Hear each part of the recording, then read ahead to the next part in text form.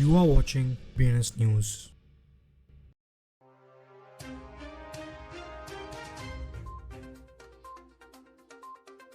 आज की headlines. South Korea में एलए सेलिब्रिटी क्रिप्टो स्कैंडल से हलचल। कॉइनबेस सीएलओ ने यूएस सेनेटर्स के साथ मिलकर एसईसी पर डेप्ट बॉक्स फियास्को के लिए निंदा की। रशियन सेंट्रल बैंक ने 2023 में डिटेक्ट किए गए लगभग सभी फाइनेंशियल स्कैम्स में क्रिप्टो लिंक को पहचाना। सेंट वॉरेंस क्रिप्टो बेल को ब्लॉकचेन एसोसिएशन से आग लगी। Kraken spot Ethereum ETF anticipations के बीच क्रिप्टो ETF कस्टडी रेस में प्रवेश करने की नजर। Peter Thiel SPAC founders fund ने बिटकॉइंस और इथेरियम में मैसिव $200 मिलियन का निवेश किया। Litecoins partnership traditionals and crypto industries के बीच सेतु। इथोपिया के अफोर्डेबल्स हाइड्रो पावर और क्रिप्टो माइनिंग का अडॉप्शन चाइनीज बिटकॉइन माइनर्स को आकर्षित करता है। 2 Russian crypto mining centres ban, 400+ rigs offline लिए गए। South Africa VASP licences issue करने के करीब, FSCA official. CBDC initiatives Philippine payment system को एनहांस करेगा। फोनी ओपन ओशियंस इंटीग्रेशन के साथ प्रेडिक्शन मार्केट एक्सेसिबिलिटी को विस्तार दिया। साउथ कोरिया एक एलिज क्रिप्टो स्कैंडल से प्रभावित हुआ है जो कई लोकप्रिय सेलिब्रिटीज और यूट्यूब से जुड़ा हुआ है, जो एक फ्रॉडलैंड स्कीम का प्रमोशन कर रही थी। कॉइनबेस के chief legal officer Paul Grewal ने हाल ही में डेप बॉक्स केस के हैंडलिंग्स पर US securities and exchange commission की आलोचना करने वाले आवाजों के साथ दिया है।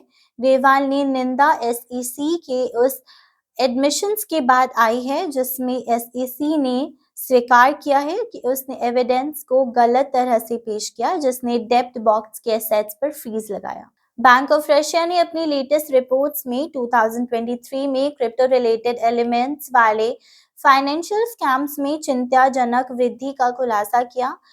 इलीगल एक्टिविटीज जिसमें फाइनेंशियल पिरामिड शामिल है में एलिजेडली पिछले साल के मुकाबले 15.5% की वृद्धि हुई, जिसमें 5,735 आइडेंटिफाइड केसेस तक पहुंच गए। वॉशिंगटन DC में क्रिप्टो इंडस्ट्री के कलेक्टिव वॉइस कहलाया जाने वाला ब्लॉकचेन एसोसिएशन ने कांग्रेस को लिखे एक पत्र में सेनेटर एलिजाबेथ वॉरेन एक नए क्रिप्टो बिल पर चिंता व्यक्त की है। प्रश्न में bill digital asset anti money laundering act of 2023 है, जो सेनेटर्स एलिजाबेथ वॉरेन और रॉगर मार्शल द्वारा इंट्रोड्यूस किया गया था, जिसमें 18 अन्य सेनेटर्स को स्पॉन्सर्स के रूप में शामिल है। स्पॉट बिटकॉइंस ETF रेस के बाद स्पॉट इथेरियम ETFs की स्प्री चल रही है। ईथर्स ETF एंटिसिपेशंस के बीच ये प्रकट हुआ है कि यूएस का दूसरा सबसे बड़ा crypto exchange Kraken crypto ETF custodian frenzy में कॉइनबेस के लीड को फॉलो करते हुए प्रवेश करने की नजर रखता है।